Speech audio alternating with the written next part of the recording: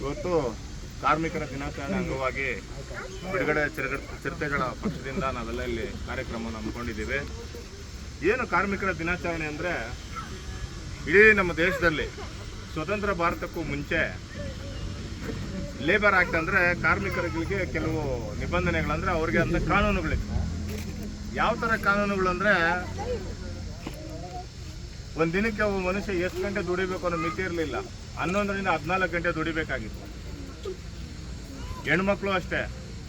ಮತ್ತು ಅವ್ರಿಗೆ ಸೌಕರ್ಯಗಳು ಏನೇನು ಕಲ್ಪಿಸ್ಕೊಡ್ಬೇಕು, ಈ ಸರಿಯಾದ ರೀತಿಯಲ್ಲಿ ಅನುಸರಣೆ ಇರಲಿಲ್ಲ. ಅವೆಲ್ಲ ಡಾಕ್ಟರ್ ಬಾಬಾ ಸಾಹೇಬ್ ಅಂಬೇಡ್ಕರ್ ಅವರು ಬ್ರಿಟಿಷ್ ಪ್ರಧಾನಿ ಅಂದರೆ ಬ್ರಿಟಿಷ್ ಆಳ್ವಿಕೆಯಲ್ಲಿ ಅವರು ವೈಸ್ರಾಯ್ ಕಾಲದಲ್ಲಿ ಅವರು ಲೇಬರ್ ಮಂತ್ರಿ ಆಗಿರ್ತಾರೆ, ಅಂದರೆ ಕಾರ್ಮಿಕರ ಮಂತ್ರಿಗಳಾಗಿರ್ತಾರೆ. ಬಾಬಾ ಸಾಹೇಬ್ ಅಂಬೇಡ್ಕರ್ ಅವ್ರು ಏನು ಮಾಡ್ತಾರೆ, 11ರಿಂದ 14 ಗಂಟೆ ದುಡಿಯೋ ಕಾಲವನ್ನು ಆ ಸಮಯವನ್ನು 8 ಗಂಟೆಗಳು ಮಾತ್ರ ದುಡಿಬೇಕು. ಅವನು ಮಧ್ಯಾಹ್ನ ಅವನಿಗೆ 1 ಗಂಟೆ ವಿರಾಮ ಇರಬೇಕು.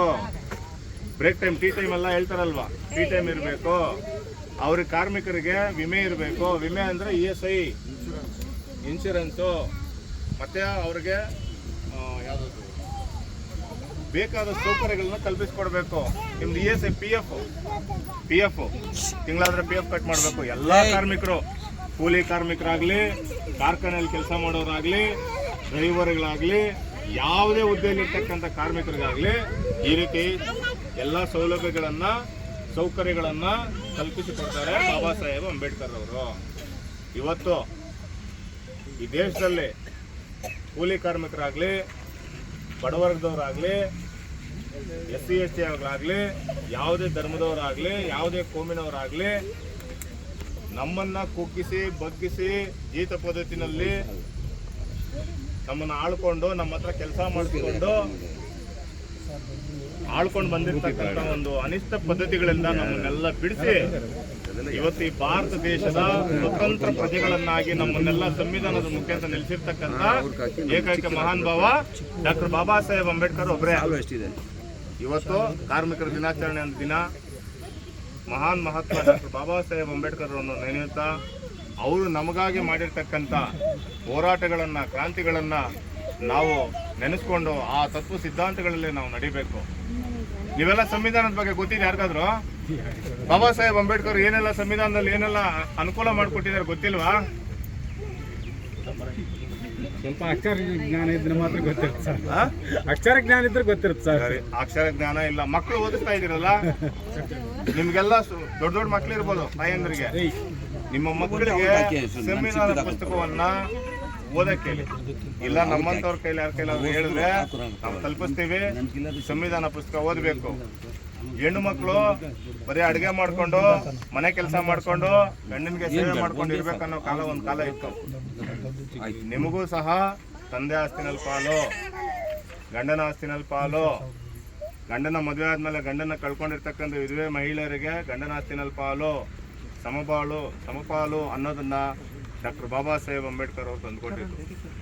ಇವತ್ತು ಯಾರ್ಯಾರಿಗೋ ಪೂಜೆಗಳು ಮಾಡ್ತೀರಾ, ಎಲ್ಲಾರನ್ನೂ ನೆನೆಸ್ಕೊಂತೀರಾ, ಅದು ನಿಮ್ಮ ನಂಬಿಕೆ, ನಿಮ್ಮ ಇಷ್ಟ ಅದು. ಆದರೆ ಡಾಕ್ಟರ್ ಬಾಬಾ ಸಾಹೇಬ್ ಅಂಬೇಡ್ಕರ್ ಅವ್ರನ್ನ ಹೆಣ್ಣುಮಕ್ಕಳಾದ ನೀವು ದಿನನಿತ್ಯ ಅದನ್ನ ಕೈ ಎತ್ತಿ ಮುಗಿಬೇಕು. ಯಾಕೆ ಈ ಮಾತನ್ನು ಹೇಳ್ತೀನಿ ಅಂದರೆ, ಅವರು ಈ ಭಾರತ ದೇಶದ ಸ್ವತಂತ್ರ ಭಾರತ ಆದಮೇಲೆ ಭಾರತ ದೇಶದ ಪ್ರಪ್ರಥಮ ಕಾನೂನು ಮಂತ್ರಿಗಳಾದಾಗ ಹಿಂದೂ ಕೋಡ್ ಬಿಲ್ಲನ್ನು ಮಂಡನೆ ಮಾಡ್ತಾರೆ. ಹಿಂದೂ ಕೋಡ್ ಬಿಲ್ ಬಂದ್ಬಿಟ್ಟು ಪ್ರತ್ಯೇಕವಾಗಿ ಮಹಿಳೆಯರಿಗೆ ಮಾತ್ರ, ಅವರು ಪುರುಷರಂತೆ ಎಲ್ಲ ರಂಗದಲ್ಲೂ ಎಲ್ಲ ವಿಚಾರದಲ್ಲೂ ಕೂಡ ಸಮನಾಗಿರಬೇಕು, ಅವ್ರಿಗೂ ಆದ್ಯತೆಯನ್ನು ಕೊಡಬೇಕು, ಅವರು ಎಲ್ಲ ರಂಗದಲ್ಲಿ ಮುಂದುವರಿಬೇಕು ಅಂತೇಳಿ ಬಾಬಾ ಸಾಹೇಬ್ ಅಂಬೇಡ್ಕರ್ ಹಿಂದೂ ಕೋಡ್ ಬಿಲ್ನ ಮಂಡನೆ ಮಾಡ್ತಾರೆ.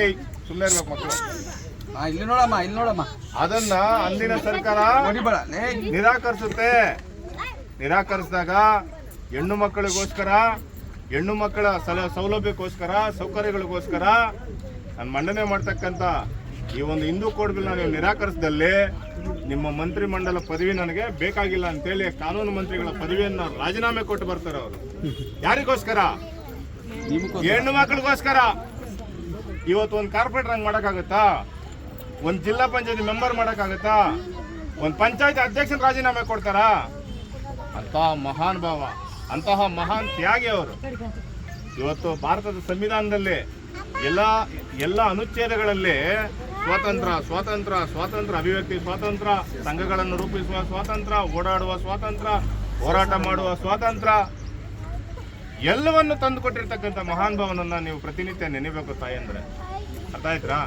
ದಯವಿಟ್ಟು ನೀವು ನಿಮ್ಮ ಮನೆಗಳಲ್ಲಿ ಆ ಮಹಾತ್ಮನನ್ನ ನೆನೆಯುವಂತ ಕೆಲಸ ಮಾಡಬೇಕು. ನೀವು ನೆನೀತಾ ನಿಮಗೆ ಅಕ್ಷರಜ್ಞಾನ ಇಲ್ಲೇ ಇರ್ಬೋದು, ಆದ್ರೆ ಸಾಮಾಜಿಕ ಪ್ರಜ್ಞೆ ಕೂಡ ನಿಮ್ಮಲ್ಲಿ ಇರಬೇಕು. ನಿಮ್ಮ ಮಕ್ಕಳಿಗೆ ಆ ಪ್ರಜ್ಞೆನ ನೀವು ಕಲ್ಪಿಸಬೇಕು. ಟೀಚರ್ಸ್ ಹತ್ರ ಕೇಳಬೇಕು, ಬಾಬಾ ಸಾಹೇಬ್ ಅಂಬೇಡ್ಕರ್ ಪುಸ್ತಕ ಬೇಕು. ಇವಾಗ ಟ್ಯೂಷನ್ಗೆ ಬರ್ತಾರೆ, ಶಾಲೆಗೆ ಹೋಗ್ತಾರೆ, ಎಲ್ಲ ಒಂದ್ ಕಡೆ ನೀವು ಕೇಳಬೇಕು, ಆ ಪುಸ್ತಕ ಬೇಕು, ಎಲ್ಲಿ ಸಿಗುತ್ತೆ ತರಿಸ್ಕೊಡಿ. ಏನು 50 ರೂಪಾಯಿ 100 ರೂಪಾಯಿ ಆಗುತ್ತೆ, ಇಲ್ಲ ನಮ್ಮಂದವ್ರಿಗೆ ಹೇಳಿದ್ರೆ ನಾವೇ ತಂದು ಕೊಡ್ತೀವಿ. ನಿಮ್ಮ ಮಕ್ಕಳಿಗೆ ಅದನ್ನ ಓದಿಸ್ಬೇಕು. ಈ ರೀತಿ ಎಲ್ಲರೂ ಅಷ್ಟೇ, ಹೆಣ್ಮಕ್ಳು ಮಾತ್ರ ಅಲ್ಲ, ಗಂಡಸರು ಅಷ್ಟೇ. ನಮಗೆ ಸ್ವಲ್ಪ ಇರ್ಲಿ ಬಿಡಿ, ಇವತ್ತೇನಾದ್ರೆ ಈ ಭಾರತ ದೇಶದಲ್ಲಿ ಎಲ್ಲಾ ವರ್ಗದವ್ರ ಮುಂದೆ ತುಳಿಯಲ್ಪಟ್ಟ ವರ್ಗವು ಕೂಡ ಎಲ್ಲರಂತೆ ನಾವು ಬದುಕ್ತಾ ಇದೀವಿ ಅಂದ್ರೆ ಬಾಬಾ ಸಾಹೇಬ್ ಅಂಬೇಡ್ಕರ್ ಅವರೇ ಕಾರಣ. ಇವತ್ತು ನೀವು ಗದ್ದೆಯಲ್ಲಿ ಜೀತ ಪದ್ಧತಿಯಲ್ಲಿ ಕೆಲಸ ಮಾಡುವಾಗ ಯಾವ ದೇವರು ಬಂದು ಕಾಪಾಡಿಲ್ಲ, ಯಾರ ಮನೆ ಹತ್ರ ಕೂಲಿ ಕೆಲಸ ಮಾಡುವಾಗ ಯಾವ ದೇವರು ಬಂದು ಕಾಪಾಡಿಲ್ಲ. ನಿಮ್ಮನ್ನ ಸಂವಿಧಾನದ ಮುಖೇನ ಕಾಪಾಡಿದ ಒಂದೇ ಒಂದು ವ್ಯಕ್ತಿ ಮಹಾನ್ ಮಹಾತ್ಮ ಡಾಕ್ಟರ್ ಬಾಬಾ ಸಾಹೇಬ್ ಅಂಬೇಡ್ಕರ್ ಒಬ್ಬರೇ ಅಂತ ಹೇಳಲಿಕ್ಕೆ ನಾನು ಬಯಸ್ತೀನಿ.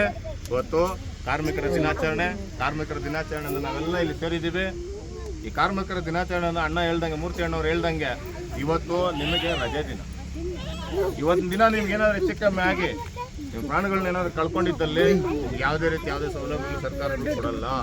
ಇವತ್ತು ನಿಮ್ಮದೇ ಆದಂಥ ದಿನ, ರಜೆ ಹಾಕಿ ನಿಮ್ಮ ಹಬ್ಬವನ್ನು ನೀವು ಆಚರಿಸ್ಕೊಳ್ಬೇಕು. ಅದು ನಿಮ್ಮ ಸ್ವಾತಂತ್ರ್ಯ ಅಂತ ಹೇಳಲಿಕ್ಕೆ ನಾನು ಬಯಸ್ತೀನಿ. ಜೈ ಭೀಮ್, ಜೈ ಭೀಮ್, ಜೈ ಭೀಮ್, ಜೈ ಭೀಮ್.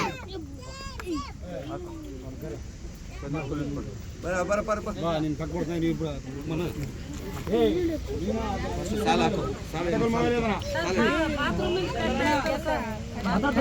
ನಾವು ಬಂದಿರೋದು ಪೂಜೆ ಮಾಡಕ್ಕೆ, ಇನ್ನು ಬಾತ್ರೂಮ್ ಕಟ್ಕೊಡ್ಬೇಕಲ್ಲ, ನನ್ನ ಜವಾಬ್ದಾರಿ ಇಲ್ಲ.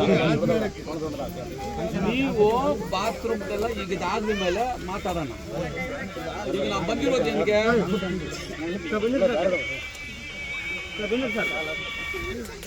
ಜೈ ನೀವೆಲ್ಲರೂ ಗೌತಮ್ ಫೋನ್ ಮಾಡಿದ್ದಪ್ಪ,